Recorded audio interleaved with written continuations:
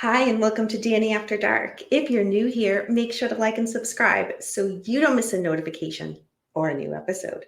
Tonight, I'll be featuring the case of Luka Magnotta in two-part series, but I didn't want to do a Canadian case alone. So I wanted to have with me one of Canada's finest. So let's go ahead and introduce him. Hi, Clay. Hi, Danny. Thanks for having me. How are you? Good, good. Looking forward to this. I see you dressed for the occasion. I sure did. Flannel and all. You're lucky there's no jean jacket. Oh gosh, I mean the DMs would be blowing up if you did that. Yeah, uh, we'll go with that. So, have you heard of the Luka Magnotta case prior to us working on this collab? I had not. Not something until you brought it up and said, hey, look at this. Damn. All right. So, there's a lot to cover in this two-part series. So, dare I say, let's go ahead and find out more. Let's go ahead and dive on in. So, Eric Clinton Kirk Newman was born on July 24th, 1982, in Scarborough, Ontario, Canada. His parents were Donald Newman and Anna Yorkin. He is the oldest of three kids. When Eric was young, his parents split, and soon after, he went to live with his grandmother, Phyllis. In 2003, Eric began to work and appear in gay pornographic videos. He would also occasionally do work as a stripper and male escort. In 2005, Eric appeared in an issue of Toronto's Fab magazine using the pseudonym Jimmy. Then, Eric was convicted of 1 count of impersonation and 3 counts of fraud after impersonating a woman to apply for a credit card and purchasing over $10,000 worth of merchandise. He pleaded guilty and received a 9-month sentence with 12 months probation.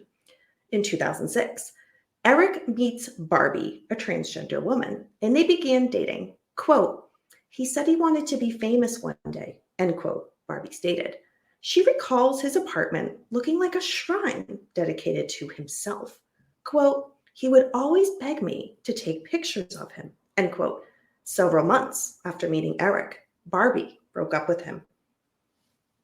August 12th, 2006, Eric legally changed his name to Luka Magnotta.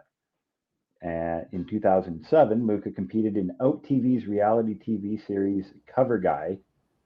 He did not win the competition. In March of 2007, he would also declare bankruptcy, saying that he owed $17,000 in various debts. He claimed the reason that he was in debt was because of illness, lack of employment, and insufficient income. He also claimed that he had to pay $200 each month in expenses relating to an unspecified medical condition. And in December of 2007, the bankruptcy was finally discharged. Notably, in 2007, rumors started circulating that Luka was in a relationship with the Karla Homolka. The rumors were likely started by Luka himself. However, he denied the rumor in an interview with the Toronto Sun. In 2008, Luka got multiple cosmetic surgeries done and auditioned for the Slice Network show Plastic Makes Perfect. Quote, I've had my nose done, I've had 2 hair transplants, and I'm planning on having muscle implants in my pecs and arms, end quote. Over the next several years, Luka would create at least 70 Facebook pages and 20 websites under different names. So we just have to say one thing here. Karla Homolka? Yeah, it's a bit out there, isn't it? You know, Clay, just give me a little perspective. As a Canadian male, would you like to start a rumor that you're with Karla Homolka? I'd probably take a pass on that one myself. I don't know. That sets the spidey senses off a little bit. And 70 Facebook pages with 20 different names. That sounds like somebody we know. That sounds like Paul from the podcast, right? Well, that's how he got all his subscribers. Exactly. Oh my gosh, I can't believe we just said that. That was the secret. Cat's out of the bag now. Damn it. All right. Let's go back to Magnotta. In December of 2010, a video called One Guy and Two Kittens started circulating on discussion boards. The video depicts an unidentified man whose face is concealed, placing two kittens in a sealed bag and then sucking the air out with a vacuum cleaner. The video was quickly removed from YouTube. However, animal activists learned about this almost immediately. Ryan Boyle, a former US soldier who uses the online name Save Kitty, formed a Facebook group called Find the Vacuum Kitten Killer for Great Justice. Approximately 4,000 people signed up. The group believed the offender joined the group under an alias based on certain users' online patterns and behaviors. December 28th of 2010, a $5,000 reward was being offered for the information leading to the arrest of the vacuum kitty killer. Rescue Inc., an animal protection group, offered the reward, stating it's a gateway crime, animal abuse. Once somebody starts, that's when things start to get really dangerous. That's kind of usually the first sign that they're unhinged. Yeah. A new 11-member group called the Animal Beta Project, or the AB Project, emerged in early of 2011. The goal was to stop the kitten killer before he killed again. They said that they feel that he would continue and that he would harm other animals and eventually move on to something even more violent, like hurting a person. Mm-hmm. Online users were studying the kitten killer videos frame by frame. They noticed and started to claim that furnishings and the kitten killer's clothing in the videos were the same as those in other images of Luka Magnotta that he had posted on the internet. In February of 2011, the AB Project group discovered a lot of information about him online. However, they were unable to track him down, and the AB Project had been using exchangeable information file data, so EXIF data from photos, posted of Luka online that told authorities where and when the photos were taken. For example, one particular photo from October of 2010 taken on a cell phone had a stamp with a GPS locator that suggested that Luka was in Toronto, Canada, for those that don't know. So the group contacted the Ontario Society for the Prevention of Cruelty to Animals, the SPCA, with all of their findings. And they reached out to the Toronto police, and the police opened a file against Luka. God. Anybody that goes after a kitten, death penalty. Yeah, it's hard to read. Yeah. That's why I made you do it. That's fair. June 8th, 2011, the Los Angeles Police Department announced they were in contact with the Montreal Police to determine if Luka Magnotta was involved in the unsolved murder and decapitation of Harvey Medellin, known as the Hollywood Sign murder.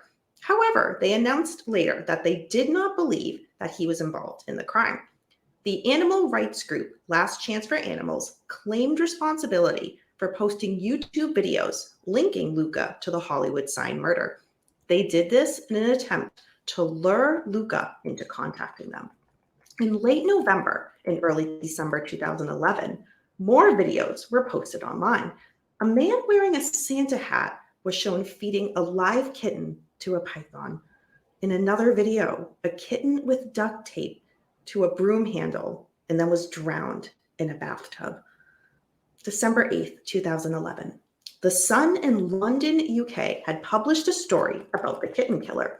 So Luka Magnotta turned up at their office to deny that he had killed a kitten. Reporter Alex West described Luka's behavior as, quote, highly suspicious, end quote.